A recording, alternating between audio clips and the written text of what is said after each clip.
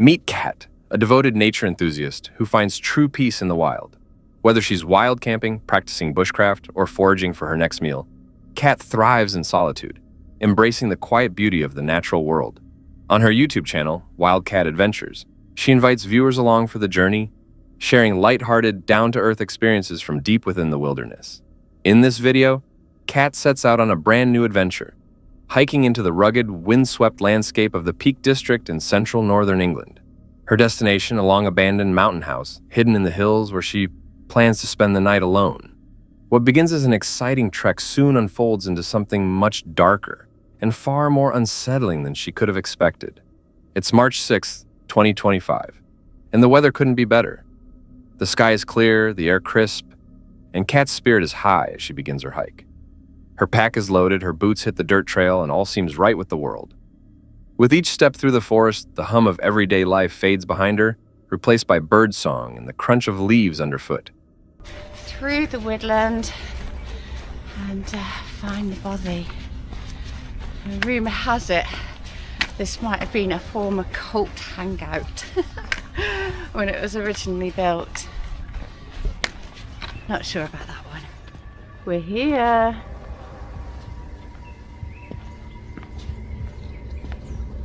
Got a few holes in the roof.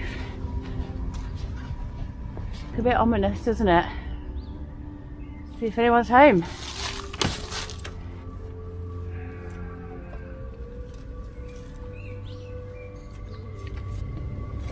Cult. Always a welcoming sign. By late afternoon, Kat finally arrives at the house. Nestled among the trees and moss-covered rocks, it looks every bit as eerie as it does enchanting.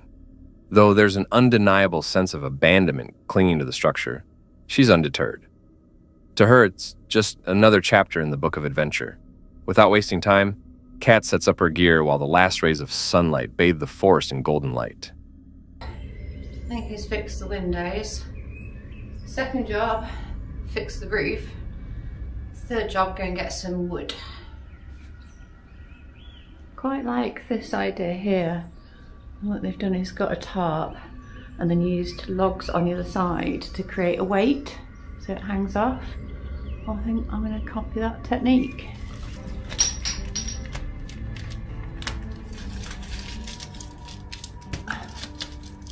Okay, so I've hung that off the main rafter and then I'm going to bring it over the roof.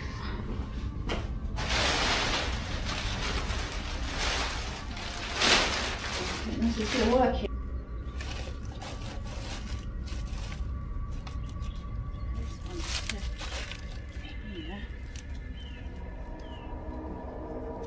That's not looking too bad, is it? That will do for the night. The fire is soon crackling, the warmth pushing back the encroaching chill of night. As she settles in with her dinner, a quiet peace washes over her, the isolation, the flicker of the flames. It's exactly the kind of escape she craves. But as the shadows grow longer and the temperature drops, something begins to change. Log on the fire and eat my dinner.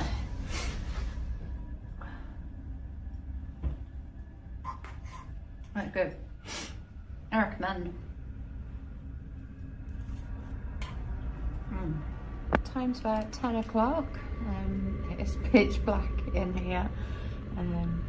It does feel a bit spooky. I've really been on the phone to my friend for quite a long time just to take the edge off the quiet darkness. It's a good job I'm used to this stuff because I would freak the hell out otherwise. I don't recommend this place if you're a first time camper. It is freaky in here. Yeah, but I'm going to put something on the Kindle anyway and go and get in bed. Right then, all in bed. Hopefully I'll be alright. And I will see you in the morning. At first, it's just a subtle feeling, an odd sense that she's no longer alone. The once soothing silence now feels heavy, almost watchful. Unfamiliar noises echo faintly in the distance. Branches snapping, soft thumps, what might have been a whisper carried on the wind. But the true turning point comes when she discovers something chilling. Pages from a Bible, partially burned and singed at the edges, as if someone had deliberately tried to destroy them. The sight sends a cold shiver down her spine. Combined with the strange noises and mounting sense of dread, the discovery feels like a warning. Despite her unease, leaving in the middle of the night isn't a safe option. Eventually, she crawls into her sleeping bag, hoping exhaustion will win out over fear. Sleep does come, but it's restless. The sense of something unseen, something off, never quite leaves. Every creak of the old walls, every rustle of the wind outside seems to carry weight. Though she makes it through the night, Kat wakes feeling drained and on edge, as if the house itself had pressed on her mind. Place, honestly, as soon as you step inside, it's got such a heavy atmosphere. And then I came out like during the night, and even though it was dark outside, I was like, oh. Yeah, definitely will not be camping in this place again. No way. Even now, I've got this sensation of being watched from the doorway. I'm not somebody who's like sensitive. Like, I've never had any experiences with ghosts. I think I'm just not a particularly sensitive person. You know, some people are more receptive. Yeah, but yeah, had me on edge. This place all night. I was just like looking about and looking for shadows and listening for noises, and yeah, not what you want when you're on your own. Stuff up here, honestly. I mean, who draws this stuff? All packed up, ready to go. I keep looking at that corner like all night. That was the corner that kind of gave me the heebie-jeebies. This place, honestly, once it goes dark, yeah, I won't be stopping here again, even though it is local to me. But nah, you're all right, thanks. Not when people start burning bits of the Bible. Like, I'm not scared of ghosts. I'm not scared of people. I'm not scared of spiders. There's not a lot I'm scared of, but you don't know like what people have been trying to summon up in this sort of place. You know, obviously nothing good if you're burning the Bible. So yeah, anything that's here, you're not allowed to follow me home, okay? I wish you well. Thank you for letting me use the place, but you're staying here and I'm going home and you can't follow me. Don't know if I believe in this stuff, but it can't hurt to you know, say these things. Morning light comes a sense of relief. Kat packs her things quickly, eager to put the strange night behind her. As she retraces her steps through the forest, the oppressive feeling finally begins to lift. But the questions remain. She's always been a skeptic when it comes to the supernatural. But something about that place, those sounds, that presence, those burned pages lingered in a way she couldn't explain. It was more than just a spooky night in an abandoned house. It was unsettling, unnatural, and it's left her wondering whether some places truly do carry echoes of the past. Echoes that don't want to be forgotten. It's November 19th, 2023. Casey and his friend Colton return to the ruins of an abandoned ghost town hidden deep in the wilderness of Rodney, Mississippi, a place shrouded in paranormal lore and unsettling legends. But this time, what they had encountered would go far beyond anything supernatural. What is that? Shh. There's a fucking fire up there. There's somebody up there, bro. Hold on. Here, hold this for a second. Wait, bro, hold this for a second. I'm gonna turn on the night vision. Wait. I'm gonna be out of here right now. After hiking for what felt like hours, the last bit of sunlight slipped behind the trees and the forest around them was swallowed by darkness. Just as the night settled in, they noticed something strange ahead. A flickering glow in the distance, a campfire. Curious and on edge, they pulled out their night vision binoculars to get a better look. What they saw made their blood run cold. Why are we going towards it?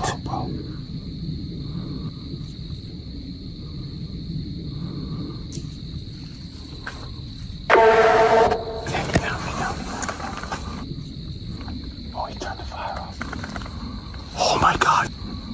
Just go on. Wait.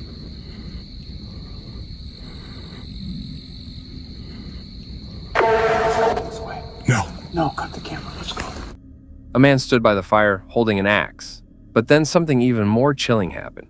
The man extinguished his fire and turned. He stared directly toward them as if he could see them, even through the pitch-black forest.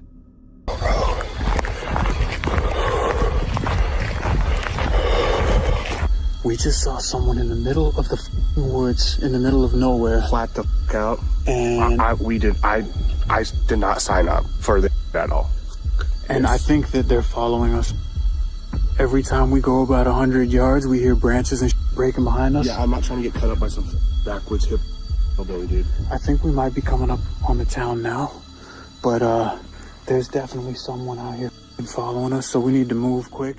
Shaken by the encounter and gripped by a growing sense of danger, they pressed on toward the ghost town. They were too deep in to turn back now, but the worst was still to come. As they reached the outskirts of the abandoned town, something caught their attention. I think we're coming up, though. Mine's dying, too. Wait. Get down. There's someone else up there. Someone just ran across this street. Where are we supposed to go then? Shh, I hear something. Wait. We need to move. Dude. Let's go left. Let's go this way. A shadow. Someone was sneaking past them. It wasn't their imagination. They were being watched, followed. It felt like they had become prey. Desperate for shelter, they headed to the old church, the very one where they had experienced paranormal activity during a previous visit. It was their only refuge from whatever was stalking them in the woods. Inside the church, they tried to steady their nerves and resume their paranormal investigation. They powered on their ghost equipment, hoping to make contact with the spirits that supposedly haunted the place. But suddenly, the church began to shake. I don't want to be here very long. Don't want to be here. Nah, bro. Let's just get this figured out. Go for it. Whew. Never in my life did I think I would be in here. This is the real deal, bro. This is the real deal. These are the altars, man. No way. Be hella careful. Oh, yeah. Definitely. What's up? Nothing. Can you please give us a message through one of these devices? You can say something through this. You can say something through this. Give us a message. Oh! Man, hold on. What the f*** was that? I've never heard anything like that in my life. Dude, that was way more than We need to find our way back to the car, like, now. Yeah. I'm ready to get out of here. I don't even know where. We gotta go back that way in the woods. The wooden walls trembled violently, as if an earthquake had struck. Panic set in.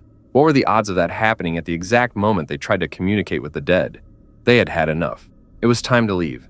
Navigating through the dark woods, they finally reached their car and sped off into the night, only to find another obstacle waiting.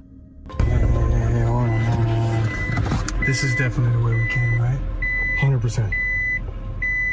This is the only way. This is the only way, yeah. Pull up a little bit, get closer, so I can see what's going on. It's gonna f our tires out, dude. Yeah, alright, I'll move them.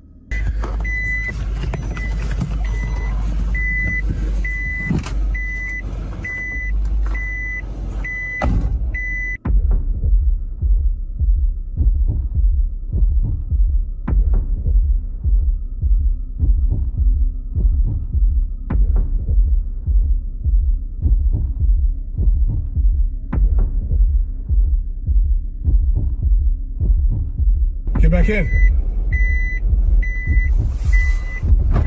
Bro, I think there's someone back there. No, don't say that. Lock the door, lock the door. A massive tree had fallen across the road. They had no choice but to stop and move it. But as Colton stepped out, he noticed something. Movement in the woods. He grabbed the night vision binoculars and scanned the area. That's when he saw it. Like how far away? Someone back there. How far away? Oh, he's running, bro. Drive. Hold. Figure running. Terrified, they jumped back into the car and sped off, the figure vanishing into the darkness behind them. Though they escaped the forest, The feeling of dread never left. Whether it was spirits, strangers, or something even more sinister, what chased them and Rodney that night will haunt them forever. This video comes from the YouTube channel Travel Tales, where Chris and Charlene share the highs and lows of their adventurous life on the road. For the past 3 years, the couple, alongside their loyal dog, has traveled across Europe in their motorhome, capturing breathtaking destinations and day-to-day moments to inspire others who dream of this lifestyle. But in this particular clip, their journey through Sweden takes a disturbing turn, one that left them rattled in a way they'd never experienced before. It's July 18th, 2024, and Chris and Charlene are making their way toward a peaceful forest campsite in rural Sweden. The day starts off just like any other. Smooth roads, beautiful scenery, and the comfort of having their home on wheels right behind them. But as they drive deeper into the countryside, they begin to notice something strange. A pickup truck that seems to be tailing them closely. At first, they brush it off. Maybe it's just a coincidence. Maybe the driver's heading in the same direction. But then things get weirder. Every time they slow down, the truck slows too. When they take an unexpected turn, it stays right behind them. No matter what route they take, the vehicle mirrors their every move. Tension starts to build. The couple realizes this isn't a coincidence. They're being followed. With no safe place to stop and growing unease, Chris and Charlene make the quick decision to head straight for the nearest police station. There's a pickup van just behind us, and he's basically following us. I don't know what the hell is going on, to be honest. So weird. So weird, it never happened to us. Turn left.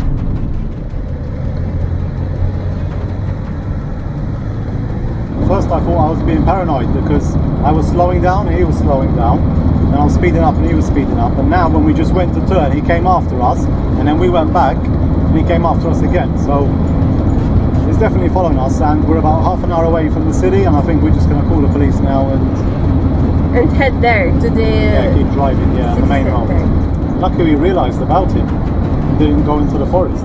Oh my god, I'm just Calm down, just dial the number because yeah. it's cool. So basically we're driving right now in the forest. We're heading to Halmstad. We are 26 minutes away, and there's a van behind us, a pickup truck, and he's following us.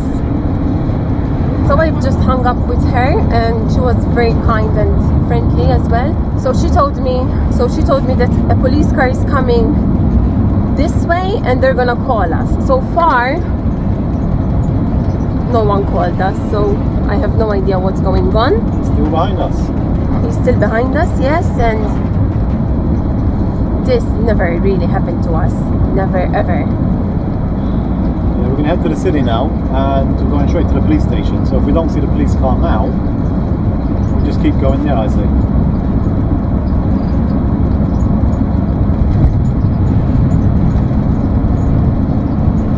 And this is not a joke. He's been driving about 30 minutes behind us.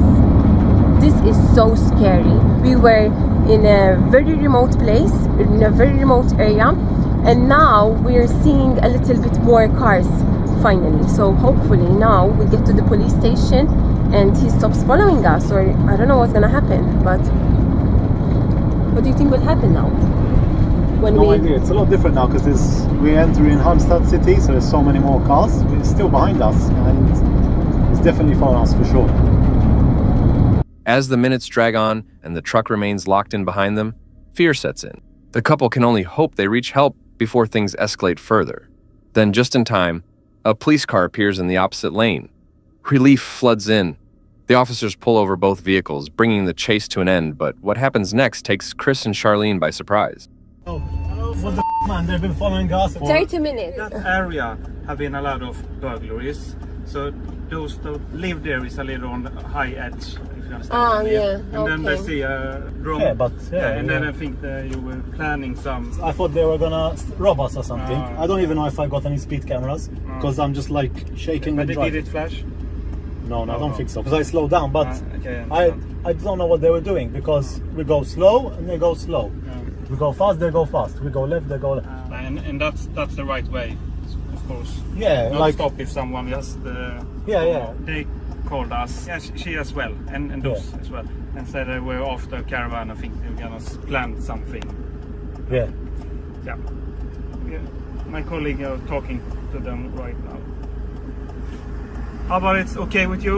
Just a little. Yeah, we're a bit shocked. Our station is in Halmstad. That's Yeah, why we it came like took a while. 30 kilometers away. We come as fast as we could. We were gonna find the camping in the forest, but now we come to the city instead. It's like because more safe. people. I understand. Yeah. Because we went into the forest, I made the indicator, and you know the road is like this, and you have a side one, and I went in like this, and he coming after me, so I'm like, fuck. Then I went really out, following and he came us. on like. That's when we confirmed Then that I said, he's like, call really the police following because- us, you know. They thought you were dangerous, and you thought they were dangerous. Yeah, I understand that. The police explained that earlier they had spotted the couple flying a drone near a local village. With a recent wave of break-ins and burglaries in the area, authorities had mistakenly suspected them of scouting for potential targets, hence the intense surveillance. Though shocked by the misunderstanding, Chris and Charlene were grateful that the situation didn't spiral out of control. They had followed their instincts and handled things the right way by heading to the authorities instead of confronting the unknown. Later that evening, they found a quiet place to park and rest outside the city. But the stress of what had just happened lingered. The adrenaline made it nearly impossible to unwind. This is Gaz, a seasoned outdoorsman and the face behind the YouTube channel Grizzly Gaz. If you've been following us for a while, you'll definitely recognize him from earlier videos. Known for his love of nature and exploration, Gaz is often out camping, sometimes deep in the wilderness or on van trips, always with his loyal dog Fendi by his side. On March 25th, 2022, Gaz set out on another solo woodland adventure. It was a crisp spring day. The sun was out, but the trees still stood bare from winter's touch. After about an hour of hiking through the dense forest, he found an ideal spot to set up camp. As always, he prepared a warm meal, chicken tikka rice for himself and some dog food for Fendi. Everything seemed calm, almost perfect. But that peace wouldn't last. After pitching his tent, chopping wood, and lighting a fire to cook dinner, Gaz noticed how eerily quiet the forest had become. Still, he felt safe, isolated, but not unsettled. I'm on dog's bed with dog's blanket. She's in my bed, look. What's all that about, mate? You've been kicked out of my own bed. He and Fendi finished their meal and turned in for the night. Then around 1 a.m., Gaz was jolted awake by something completely unexpected. I had some kids earlier just running about, messing about. So, my little... The sound of children laughing, faint but unmistakable. The laughter seemed to pass just outside his tent. Now, if you know Gaz, you know he's not the kind to hide from the unknown. Grabbing his flashlight, he stepped into the pitch-black woods to investigate. And there it was again.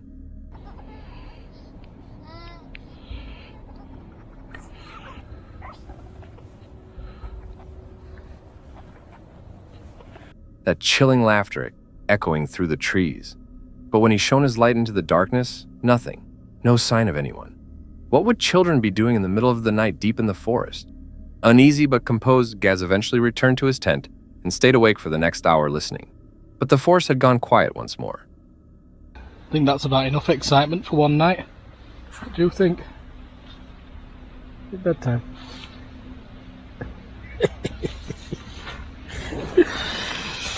Unless all happens during night, I'll see it morning. Eventually, exhaustion won and he drifted off. By dawn, the forest felt normal again. He packed up camp and hiked out, still haunted by what he had heard. Was it just an animal? An echo playing tricks on the mind? Or were there really children out there in the woods that night? If so, where did they go? And why couldn't he see them? To this day, the mystery remains unsolved. When Gaz uploaded the footage, viewers flooded the comments with disbelief. Many praised his bravery, stunned that he stayed the night after hearing something so chilling. But then again, this is Gaz, and he doesn't back down easily. Would you have stayed after hearing something like that? Let me know in the comments below.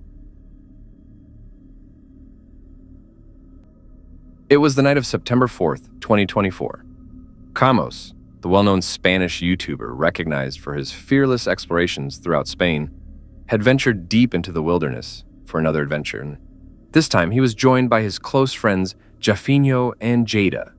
The trio was searching for a place to set up camp, unaware that something far more serious was about to unfold.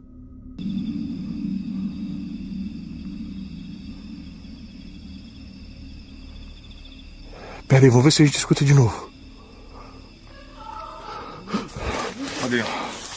Oh, meu Deus do céu, velho, meu Deus.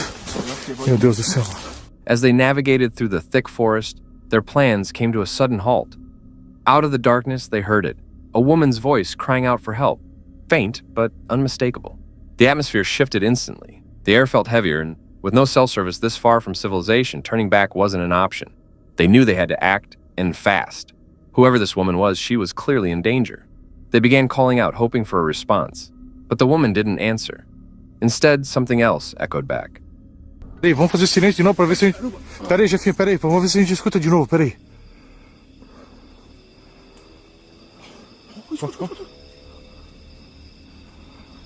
Parece que tá tão perto. Vai pra lá.